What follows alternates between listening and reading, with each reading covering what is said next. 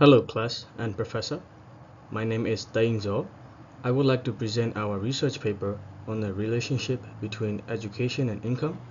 Our group number is 4 and my group members are Jose Perez and Karim Farag. Education is an important aspect of any society. A better education system promotes a better society. Education is essential to create better lives, which is why most, if not all, countries strive to have more and more educated individuals in their respective societies. World leaders such as the United States, the United Kingdom, and most European countries have world-renowned universities and campuses such as Yale University, Oxford University, Harvard University, and Stanford University, to name a few. There are many other lesser institutions as well. But education is not free. Some families have college funds set aside for their children, while others do not. Some qualify for financial aid, while others may not. Some have no other option than to take out a student loan, and therefore it becomes a predicament to go or not to go to college for many individuals. They are faced with the question, is college worth it? Does higher education make sense for them? In life, everyone must earn money to sustain themselves and to provide for their families. Most of us get paid an hourly wage or a salary based on our capability and productivity. So, what justifies our income? What do employers look for as an indicator? More often than not, it is our education level. According to Gary Becker's human capital theory, which he developed in the 1960s, people should invest in their education and professional development to boost their human capital. Human capital consists of the skills, knowledge, and abilities to perform a certain task. According to this theory, having more education should in turn lead to higher income levels.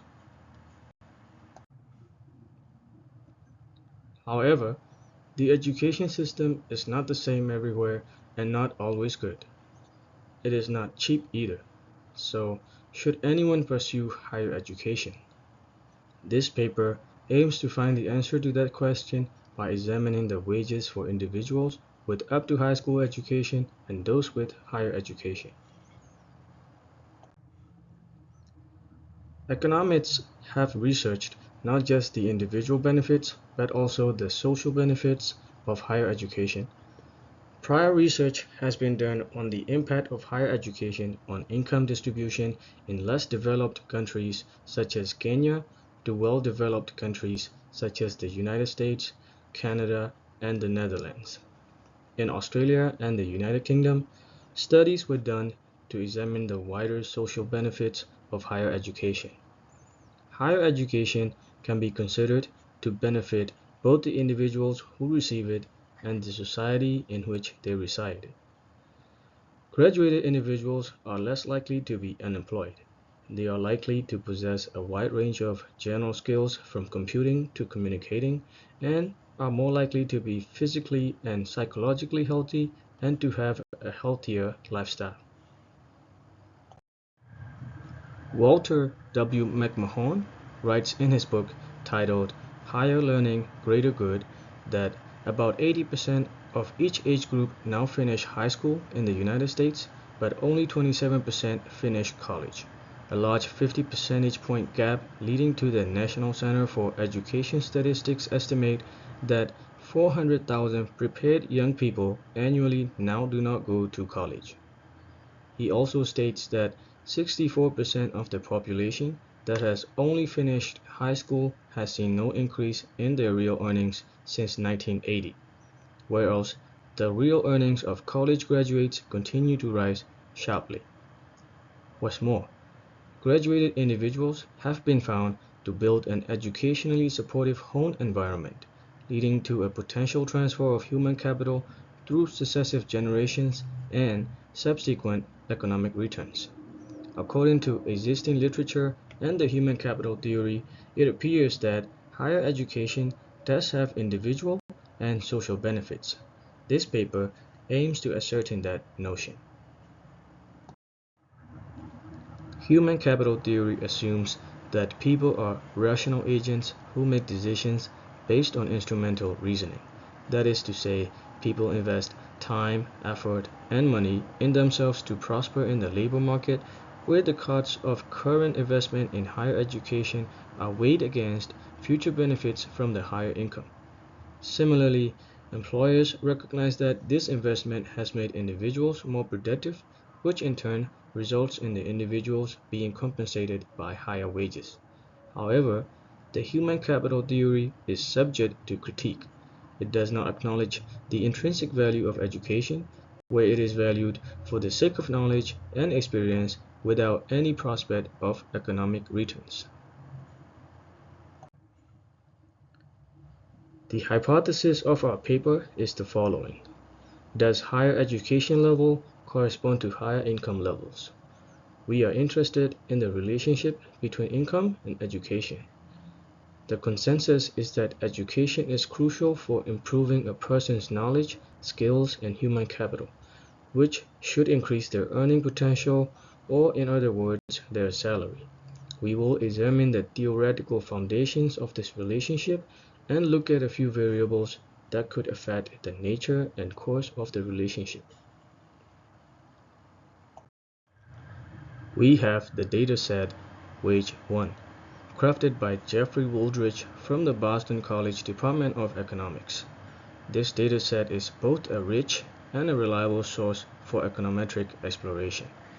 Dated year 2000, this dataset has 526 observations with variables such as average hourly wage, years of education, potential experience, and many others.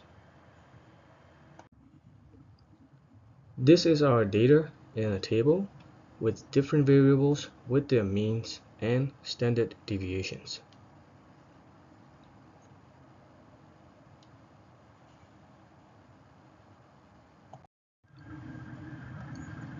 Our initial hypothesis is that there is no difference between the mean wages of our treatment group, individuals with higher education, and our control group, individuals with up to high school education.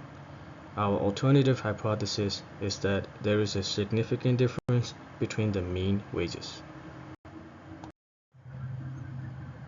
According to data, the average wage is approximately $5.90 per hour with a standard deviation of $3.69 per hour, indicating wage variability. The t-test reveals a significant difference. The t-statistic is approximately 7.48 with an extremely low p-value of 6.62 times 10 to the negative 13, which is less than any conventional significance level.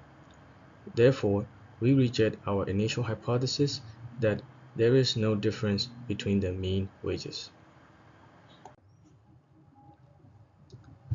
In this box plot, we can see how wages stack up between the two education levels. We can clearly see that people with higher education make more money.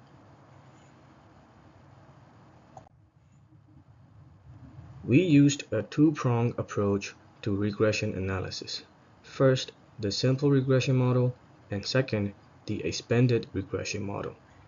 In the simple model, every extra year of education returns $0.541 more per hour. In the expanded model, only $0.371 more per hour is gained for each additional year of education.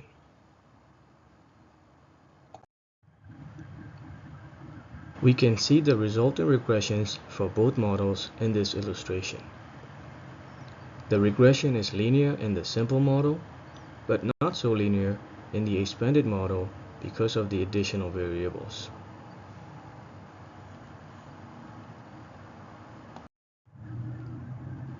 There are other wage determinants such as gender and metropolitan residency as well.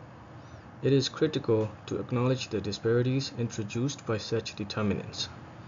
Our dataset provides a unique lens to examine these factors, particularly through the binary variables representing gender and whether an individual resides within a standard metropolitan statistical area.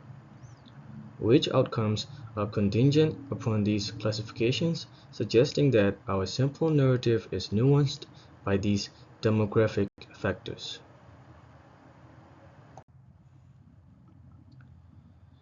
We run gender and residency against wages independently, and the results are as follows. The low p-value in the analysis of gender and wage compels us to reject our initial hypothesis where there is no difference in average wages between genders. This analysis indicates a need for further investigation and calls for measures to address gender-based wage inequality. This box plot shows male individuals earn significantly more than their female counterparts. As we can see, the male individuals, shaded blue, earn or make more money than the female counterparts. Similarly, in the analysis of residency and wage, the low p-value pushes us to reject our initial hypothesis where there is no difference in wages between individuals in different cities. This suggests that metropolitan residency is an important factor and warrants further investigation into how and why residency influences wage structures. This box plot shows that people who live in big cities make more money than those who live elsewhere.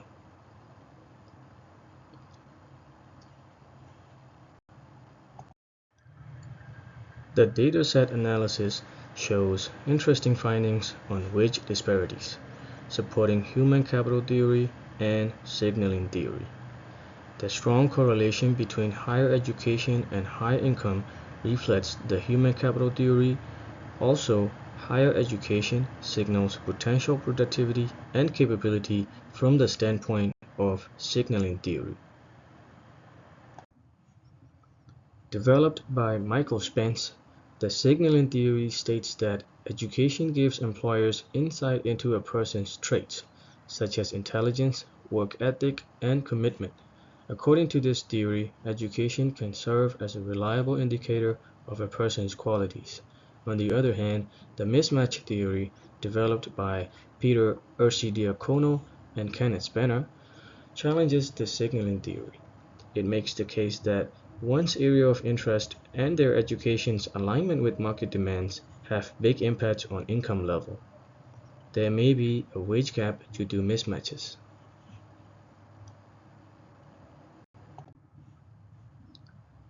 Regional differences also play a significant role. Location and regional economic circumstances may have an impact on the relationship between income and education, according to theories like the spatial mismatch theory and the regional economic theory. In some parts of the world, higher education is not an option. Some countries do not offer many high-paying jobs due to limited resources. Factors like this could skew the data collected.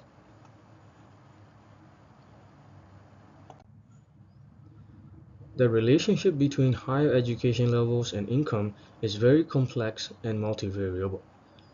While the human capital and signaling theories support a positive relationship, the mismatch theory and regional disparities disrupt that relationship and introduce complications. Furthermore, empirical studies show that a variety of individual and geographical factors could and do affect the relationship. This paper highlights the importance of considering those factors and encourages further research to provide a complete and comprehensive understanding of the relationship between education and income. This concludes my presentation.